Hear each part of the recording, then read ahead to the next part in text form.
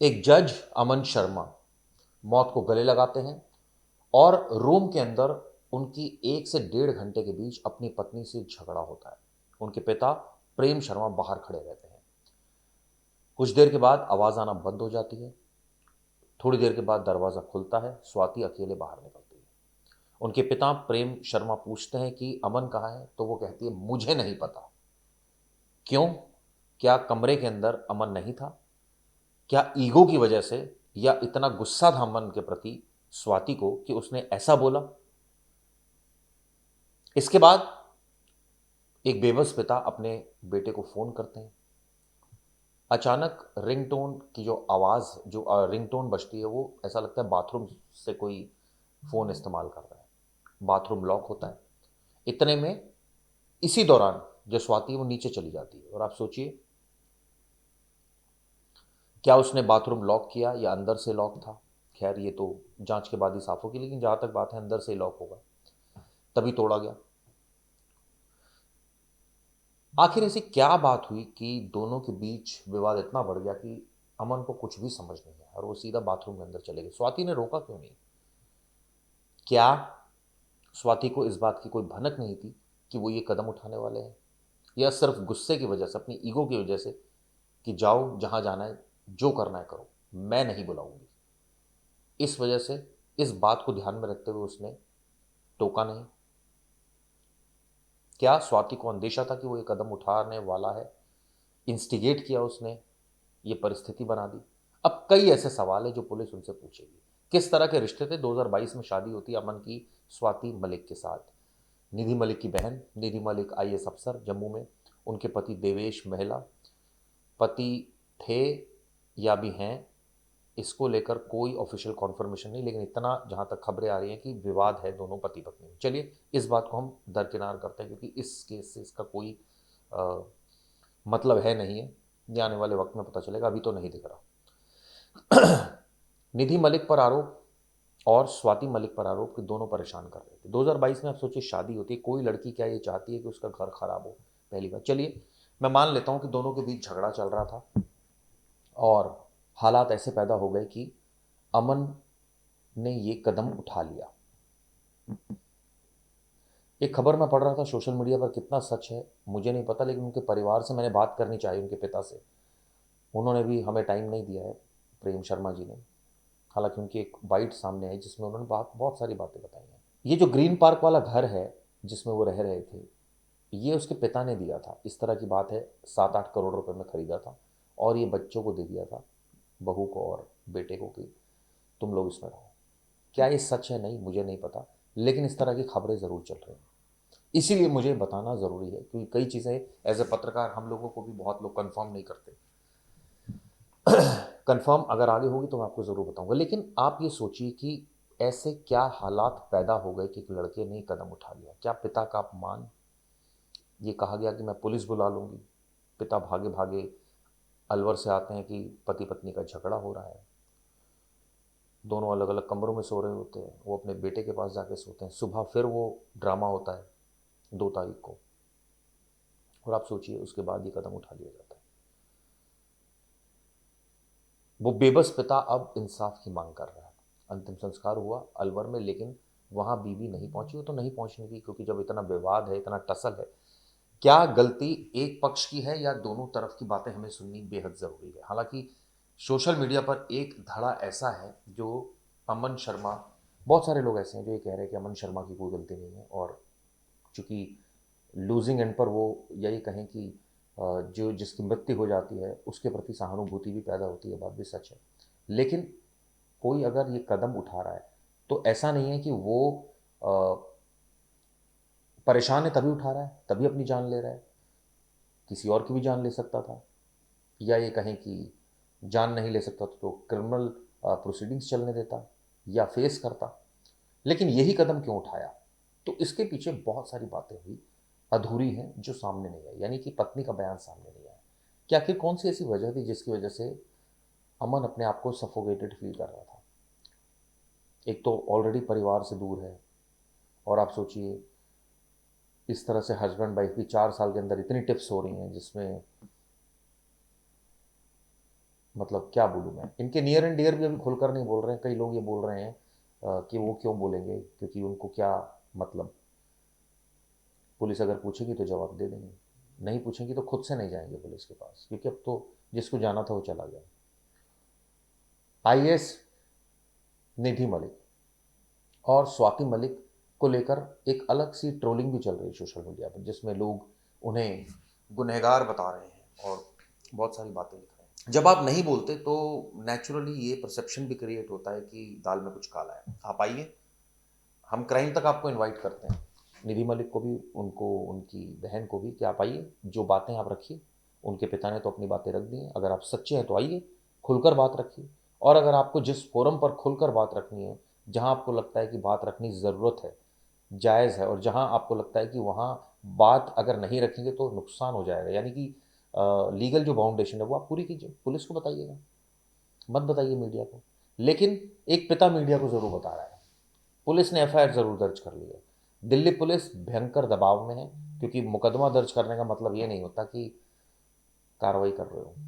Notice दिया जाएगा, बुलाया भी जाएगा, थोड़ा हैरास भी करेगी पुलिस, कई बार करती है, मेंटली भी हैरास करती है, कि कई कई घंटों तक पूछताछ करती है, बहुत सारे सवाल पूछे जाते हैं। जिस तरह से दोनों के प्यार हुआ 2022 में, दोनों की एज ए जुडिशियल ऑफिसर दोस्ती हुई, उसके बाद लव मैरिज हुई, इंटरकास्ट मैरिज, और उसके बाद आप सोचिए बच्चे भी हो रहे हैं, लेना देना भी घर में ऑब्वियसली चल रहा होगा, और एक दूसरे के परिवार की बहुत इज्जत भी करते होंगे। लेकिन अचानक इतनी ज़्यादा खटास पैदा हो गई, और ये बात उनके पिता को नहीं पता। उनके पिता कह रहे हैं कि मेरी वाइफ को पता है, बहन को पता है, विधि को पता है, जो उनकी बहन है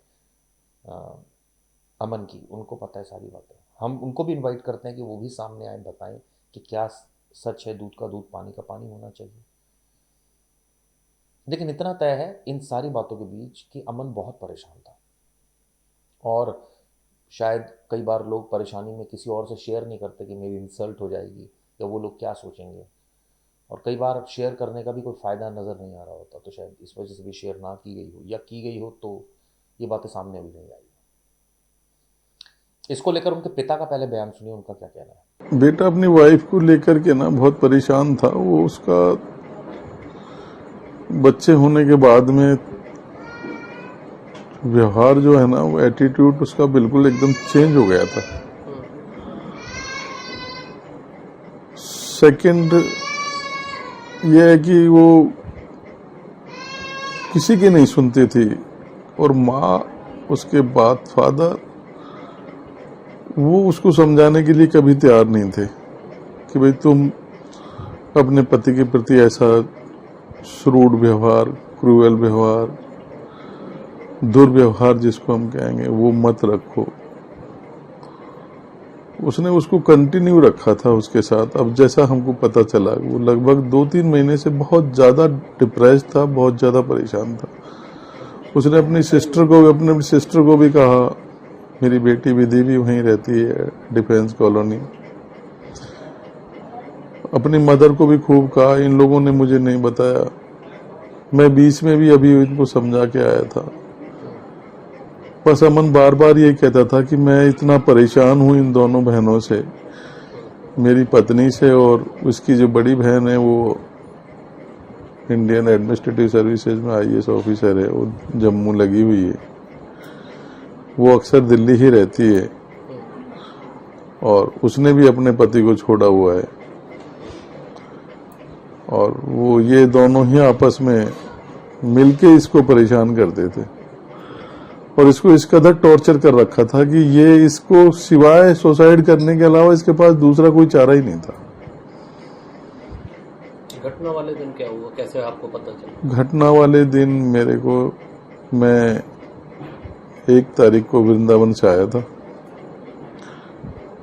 और लगभग 8 बजे मेरे पास फोन आया कि पापा मेरी आखिरी कॉल है ये, और मैं नहीं रह पाऊंगा। इसने अपनी मदर को भी कहा, अपनी सिस्टर को भी कहा। मैं तुरंत गया,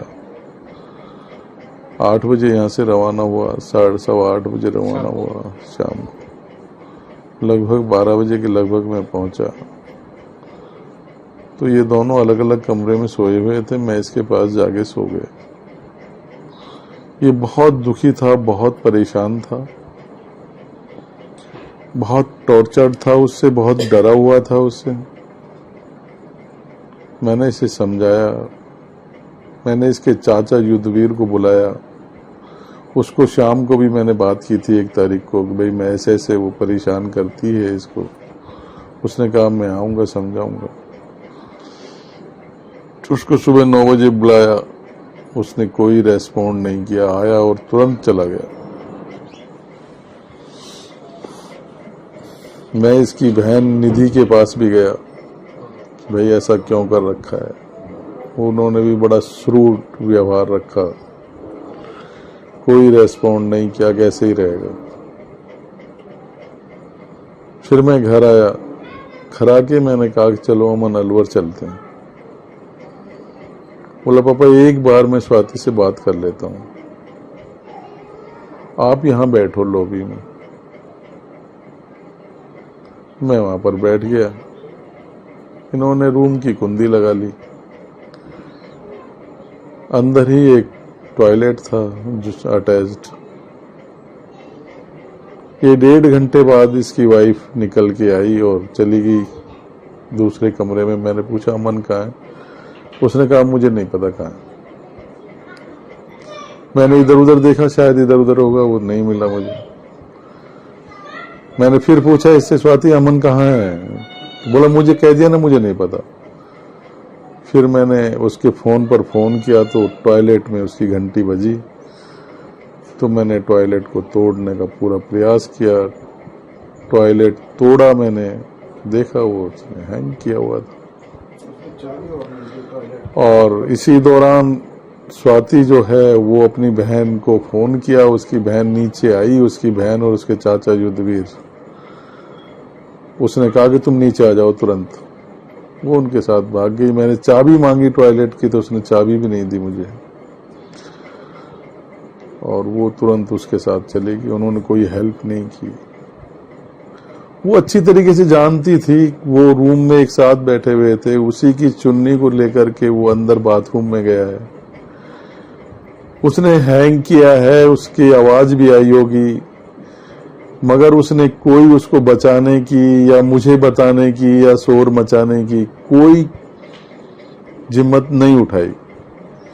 और वो अच्छी तरीके से जानती थी कि ये आदमी सुसाइड कर रहा है और मैंने इसको मजबूर किया है इस सुसाइड करने के लिए। और उस व्यक्ति ने सुसाइड कर लिया बेटे ने, और उसके भी काफी उपरांत बाद ये बाहर निकली है चिटकल खोल के, और मेरे पूछने पर मना करती है। और मैंने बाथरूम की चाबी मांगी, चाबी भी नहीं, और खुद चाबियों को लेकर के अपनी सिस्टर के साथ और अपने चाचा के साथ भाग गई। फिर मैंने बड़ी मुश्किल से टॉयलेट का शीशा तोड़ा, शीशा तोड़ करके अंदर घुसे, फिर उसको लटका हुआ था उसको उतारा। एम्बुलेंस, मैंने डॉक्टर को, मैंने अपनी बेटी को और दामाद को फोन किया था, वो आ गए थे एम्बुलेंस लेकर के, डॉक्टर को लेके उसको ऑक्सीजन वगैरह लगाई, उसको सफदरगंज हॉस्पिटल ले गए। लेकिन सफदरगंज हॉस्पिटल में एक आईसीयू में उसको जैसे ही लिया, उन्होंने डॉक्टर्स ने उसको डेड डिक्लेयर कर दिया। कितने बच्चे हैं? उसके 2 बच्चे हैं, एक 25 महीने का है बेटा। बेटा, और छोटा बेटा उसका लगभग 8.5-9 महीने का है। दोनों बेटे। दोनों बेटे। शादी कब हुई थी? शादी 2022 में हुई थी, 2022 8 मई, 9 मई। आपने सुना उनके पिता ने इस पर खुलकर बयान दिया है। अब ऐसे में तो यही लग रहा है कि गलती बहुत ज़्यादा क्या स्वाति ने रोका नहीं, इंस्टिगेट किया कि ठीक है, वो अगर वो कोई गुस्से में चला गया तो चला गया, उनको क्या अंदेशा नहीं था ऐसा वो करने वाले, या फिर जानबूझकर ये परिस्थिति क्रिएट की गई ताकि इंसान ऐसा अंदर जाए और उसको बुलाया भी नहीं जाए, यानी आत्महत्या के लिए उकसाया जाना किसी को। पुलिस अब इस मामले में कई सारे डिजिटल एविडेंस खंगाल रही है, मोबाइल खंगाले जाएंगे, क्या क्या मैसेज एक्सचेंज होते थे एक दूसरे के बीच में, किस बात को लेकर टिप्स थी, रिफ्ट थी, क्या ऐसी बात थी जो परिवारों को एक दूसरे मतलब बहा नहीं रही थी ये रिलेशनशिप को। निधि मलिक का क्यों इंटरफेरेंस हो रहा था, क्या समझाना चाह रही थी निधि मलिक? और क्यों अगर उनके परिवार ही कह रहा है कि उसका ज़्यादा होल्ड था, तो क्यों होल्ड था? एक हस्बैंड वाइफ अपनी प्रॉब्लम शेयर करने में और हल करने में कैपेबल है। कई बार ऐसा होता है कि नहीं कैपेबल होते तो बड़े बुजुर्ग आते हैं और रिलेटिव आते हैं, इसमें कोई बुराई भी नहीं है, आना भी चाहिए अगर रिलेशनशिप को बचाना है। लेकिन मकसद साफ होना चाहिए कि अगर कोई आदमी कोई बहुत ज़्यादा हाइपर हो रहा है, परेशान हो रहा है, तो वो ऐसे ही नहीं हो रहा परेशान, उसको परेशान किया जा रहा है और एक सिस्टमेटिक तरीके से बहुत सालों से किया जा रहा है। वो 2 महीने से अगर ये लड़का ये बोल रहा है, अमन जो जज हैं, जो खुद न्याय के लिए अब उनके परिवार वाले, आप सोचिए, बैठे हैं कि मैं परेशान हूँ, कोई मेरी सुन नहीं रहा है, या मैं इसको मुझे कोई नतीजा नज़र नहीं आ रहा, और आज मेरा आखिरी दिन है, पापा मैं आपको कॉल कर रहा हूँ, तो ऑब्वियसली आप सोचिए वो बहुत आहत होगा। शेयर भी उसने करा, ऐसा नहीं शेयर भी नहीं किया। तो कई सारी ऐसी चीज़ें हैं जो इसमें अभी आना बाकी है। उम्मीद करते हैं इस मामले में दूसरा पक्ष भी सामने आएगा, वो भी अपनी दुख दर्द या जो सच बात है वो बयां करेगा।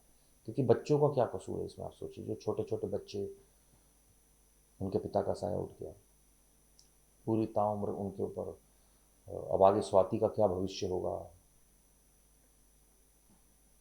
निधि को किस तरह से पुलिस टैकल करेगी, क्या इस मामले में आगे आने वाले वक्त में कोई गिरफ्तारी होगी नहीं होगी, या ये ठंडे बस्ते में चला जाएगा मामला। बहुत सारी ऐसी बातें हैं जो अभी इस स्टेज पर कहना बड़ा मुश्किल है।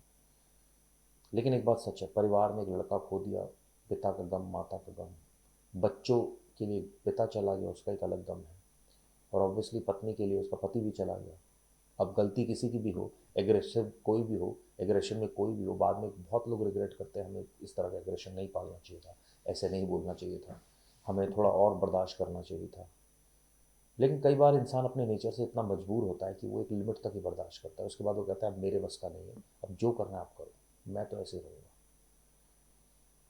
चलिए, उम्मीद करता हूँ इस मामले में शायद, पक्का मुझे उम्मीद नहीं है कि सच आए सामने, ना आए, जो भी अपडेट होगा वो ज़रूर आपको दूंगा। धन्यवाद दोस्तों।